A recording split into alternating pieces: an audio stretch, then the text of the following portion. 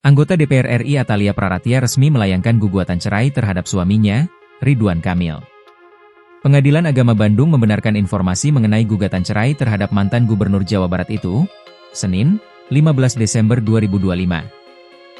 Atalia Praratia mengajukan gugatan cerai melalui kuasa hukum. Sidang perdana gugatan cerai itu telah dijadwalkan Pengadilan Agama Bandung dan akan berlangsung pada pekan ini. Dikutip dari Tribun Jatim, perempuan yang akrab disapa Ibu Cinta mengungkapkan prinsip pernikahan yang dipegangnya. Atalia secara terbuka menyatakan tidak akan pernah menerima dirinya diduakan. Dalam video berdurasi kurang dari 2 menit itu, Atalia menegaskan dirinya siap untuk mundur apabila terbukti terjadi ketidaksetiaan dalam rumah tangga. Diketahui merupakan dosen yang kini berkecimpung menjadi politisi. Atalia Praratia menjadi anggota DPR RI periode 2024 hingga 2029.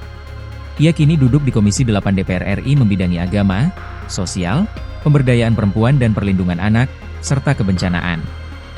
Ia menang Pileg 2024 lewat Partai Golkar di Dapil Jawa Barat I. Atalia Praratia juga istri dari Ridwan Kamil. Mereka menikah pada 7 Desember 1996. Dari pernikahannya, Ridwan Kamil dan Atalia dikaruniai 2 anak.